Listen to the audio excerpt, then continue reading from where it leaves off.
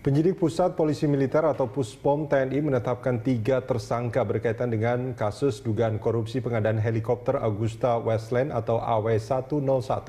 Panglima TNI Jenderal Gatot Nurmantio menyebut ada sejumlah pelanggaran yang diduga dilakukan oleh 3 tersangka. Dalam keterangan pers di KPK, Panglima TNI Gatot Nurmantio mengatakan pelanggaran tersebut mengakibatkan kerugian negara. Ketiga orang tersangka tersebut adalah Marsama TNI FA yang bertugas pejabat pembuat komitmen PPK dalam pengadaan barang dan jasa. Kedua, Letkol BW sebagai pejabat pemegang kas dan tersangka. Ketiga adalah Pelda SS yang diduga menyalurkan dana-dana terkait pengadaan ke pihak-pihak tertentu.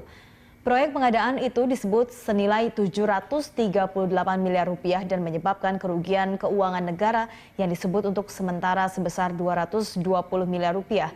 Di tempat yang sama, Ketua KPK Agus Raharjo menyebut ada markup berkaitan dengan pembelian heli tersebut. TNI. Pertama itu pengusutan helikopter yang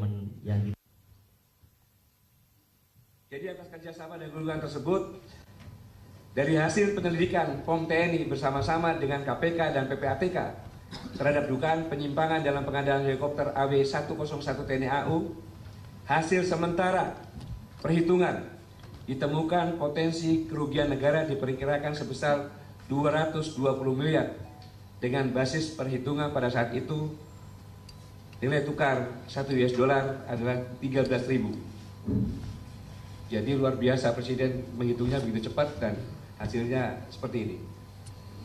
Dari hasil pemeriksaan tim penyidik POM, TNI, dan KPK terhadap para saksi dari TNI dan sipil, militer 6 orang, sipil non-militer 7 orang, barang bukti uang yang dapat diamankan atau disita pemblokiran rekening BRI atas nama Zitama Jaya Mandiri selaku penyedia barang sebesar 139 miliar.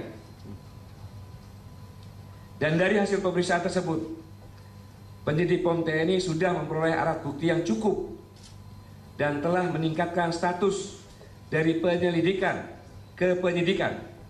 POM TNI sementara telah menetapkan 3 tersangka militer. Di antaranya Marsma TNI FA yang bertugas sebagai pejabat pembuat akte komitmen PPK dalam pengadaan barang dan jasa. Yang kedua, Letkol Administrasi BW, pejabat pemegang kas atau bekas.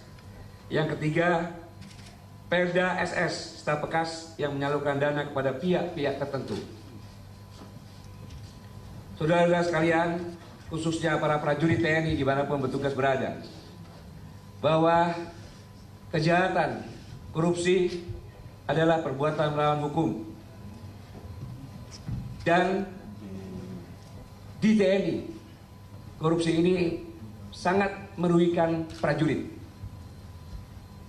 Karena yang menjadi objek prajurit yang melakukan adalah penentu-penentu kebijakan.